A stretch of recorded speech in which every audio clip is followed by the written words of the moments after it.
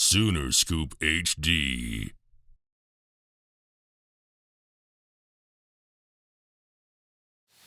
Yeah, Ted asked you a little bit about this after the game on Saturday, but that three-man front y'all used some Saturday.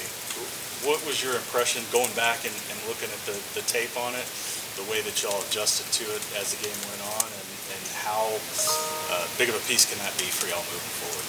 Well, every week is its own week, and that was what we decided to do last week from a game plan standpoint.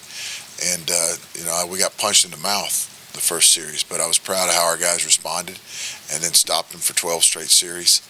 So I was proud of that. At the same time, we've got to fix some things that the first series. But it's this, again, being proud of how our guys responded, because on the road, getting punched in the mouth and how they responded was critical.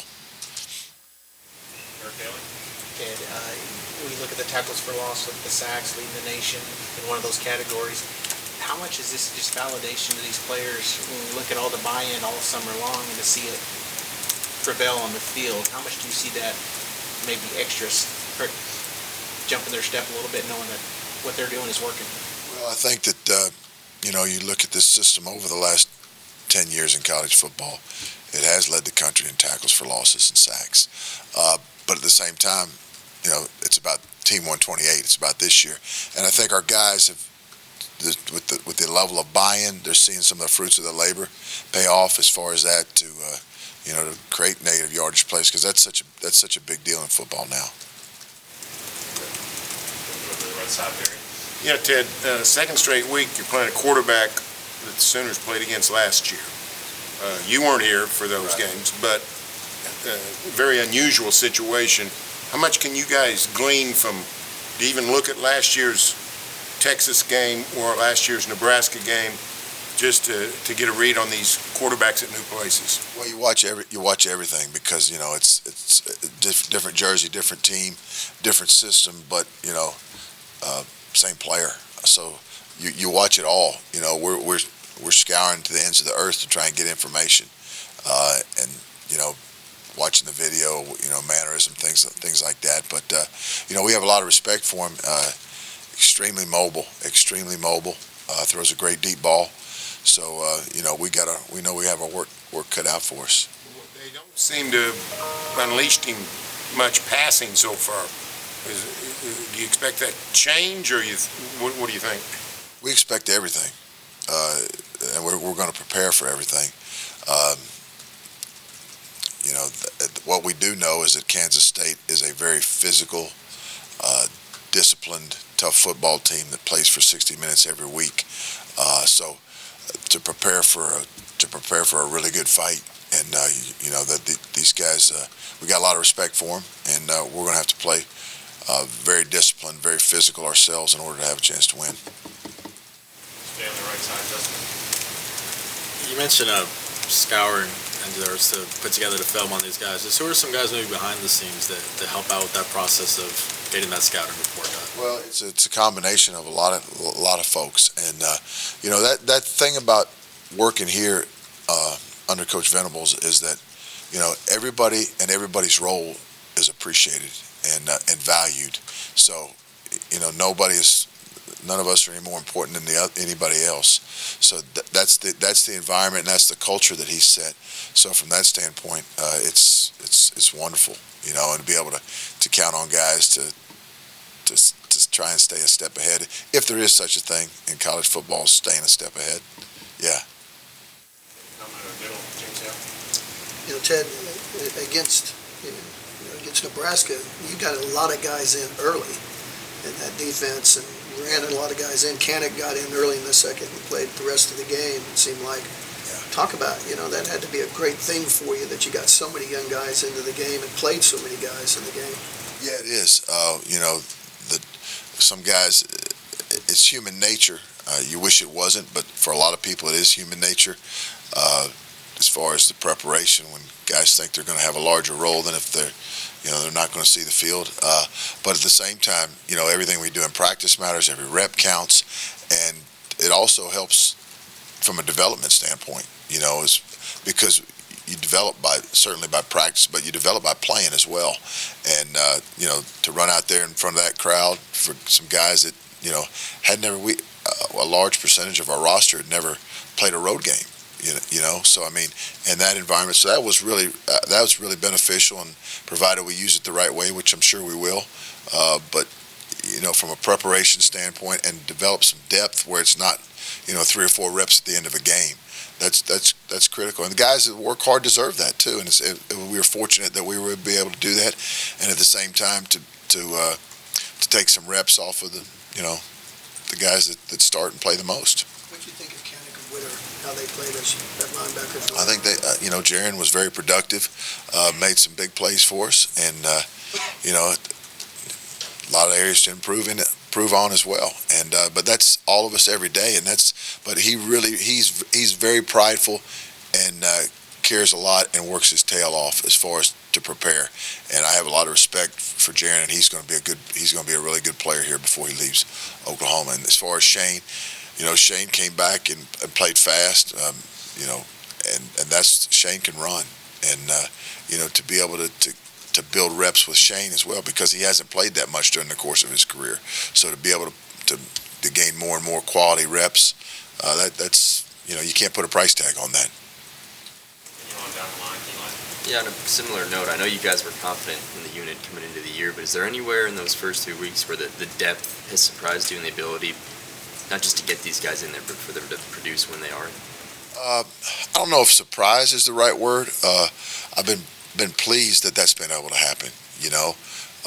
Very pleased. Anytime you're in a situation where you can do that, that's very fortunate, because again, you're a developmental program as far as developing your players to give them chances to get out there and play and compete. So no, I don't know. Surprise. I think that we're fortunate that we've been able to do that. I guess then, if you're pleased, what has allowed that to be the case? What's made that happen?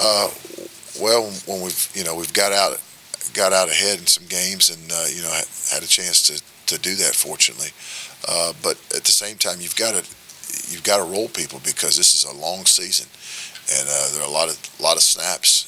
So it's to be able to build that, so that when somebody does get injured, not a matter of if, but when that does happen, that guy's not going out there for the first time wondering what he needs to do in order to be successful, that he's already experienced that and has a foundation, has a platform to be able to go do that. Ted, you guys have talked about complementary football, and and when you look at Saturday's game with the way the offense was able to score, you guys were able to get stops, for a lot of that game. Just how big was Saturday's game and kind of going towards complementary football the way you guys have talked? Well, it was huge. There were a lot of instances, like the first drive of the second half, to go out and get a takeaway, and then to come back and get our offense back on the field, and at the same time, complementing one another with the style that we play. And that's what the teams that win championships, that's what they do. But we're just trying to get through week 4 right now. Yeah, we're not going to get ahead of ourselves. Yeah, Kansas State's got a pretty electric rusher in Deuce Vaughn. Yes. Just what stands out about him, and how important will it be to keep him in check this weekend? You're talking about one of the nation's best running backs in Deuce Vaughn. Certainly in the run game, he's got great hips and feet and vision. And he's got a lot of patience too. Well, he'll stay back there and all of a sudden wait for somebody to get nosy and jump out of their gap, and then here he goes. And at the same time, he's a weapon, in the throwing game as well too. So they throw him they get him very creative in how they get him the ball. And again, we have a lot of respect for him, and he's one of the best backs in the nation, and we know it's a great challenge for our guys.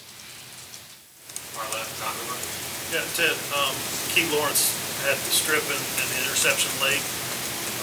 He didn't start, but how do you feel like he responded to that situation, the environment just overall? And then how did that dovetail maybe into how your secondary played overall? Well, I was pleased with how Key played. He made some, like you said, some big plays for us, and played well. And that's a really competitive situation. And when you have competition at positions, that helps everybody. That's win-win. So moving forward to continue to evaluate that as we go, and make each other better. The secondary overall, I feel like thought they played well. As far as the explosive pass plays, there were more than we'd like, but at the same time, I thought they played well, and thought, they made some plays on the balls. We missed some plays on the ball that we had opportunities to, but to go back and improve in that area. But I was pleased, yeah. When you self-scout, how much does that secondary play, their ability to cover, contribute to the TFLs and the sacks? Rush and coverage work together. When guys have to hold on to the quarterbacks have to hold on to the ball longer, it gives your rush a chance to work when you're playing great coverage. And at the same time, sometimes your rush complements the coverage. So it's a complementary relationship there between rush and coverage. And sometimes when you drop 8, they're going to have longer to throw it. So your coverage has got to let the 3 guys that are rushing, work. And at the same time, when you bring pressure, hey, you got to help the coverage out. You got to get home. So it goes hand in hand. Sure. Coach, you mentioned the 12 series where your team was able to keep them off the scoreboard. Did you learn anything new about your guys? Because human nature might suggest that got a big lead like that, maybe on defense, you slack off a little bit, or maybe you give up bigger plays because the game's, for all intents and purposes, almost over with the backups. Did you maybe learn anything new about your guys, that they were able to stay focused for that long throughout the entirety of the game? Well, again, I was proud that we got the punch in the mouth early and responded, and at the same time, to your point, our expectation is that we play to a standard here. We don't play to a scoreboard. We play to a standard. And, we don't want guys watching the scoreboard. We want guys thinking about what they're supposed to do, how they're supposed to do it, and the way that they're supposed to do it. And, I was just as proud of the older guys when the younger guys got in, that they were behind the bench going over the corrections with them or the adjustments. So, again, staying fully engaged, and that's the culture here, set by Coach Venables. Ted, it seemed like Ethan and Jonah both had really good games for you over the weekend. How'd you feel about the way your ends played?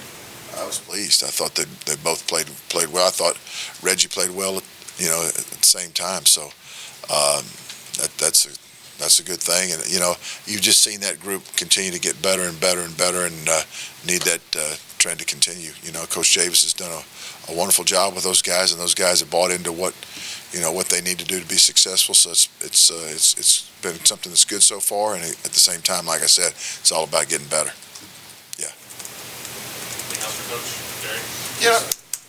Ted, how do you think, we're now 3 games into 9-10 months into Brent being a head coach, how do you think he's done in terms of, what are the strengths you've seen in the way he's developing a program? He's a very, very strong leader that values everybody. He's able to articulate a very clear vision so that we can all try and establish that vision, the culture that he's created, from an accountability standpoint, from a discipline standpoint, from a toughness standpoint, and then the impact that he has in recruiting. I mean, so it's, he's involved in every phase of our program, and he's been an extremely strong leader, and it makes it good to come to work for a guy like that every day. That also really, really cares about the development, not just what happens on the field, but cares about our guys, what kind of men they become. And it's not that way everywhere, but it sure is here. Okay. Last one, James. Chad, Kansas State seems to me to be a team that develops plays, quarterback run game, which is always so hard for defenses to stop. Yeah, because Are they still doing that? You got to commit numbers to it, and then when you commit numbers to try and stop one thing, well, every defense and every call has a strength, and every defensive call has a stress point. So to manipulate and move that stress point so that we don't become predictable for them as well. Sooner Scoop HD.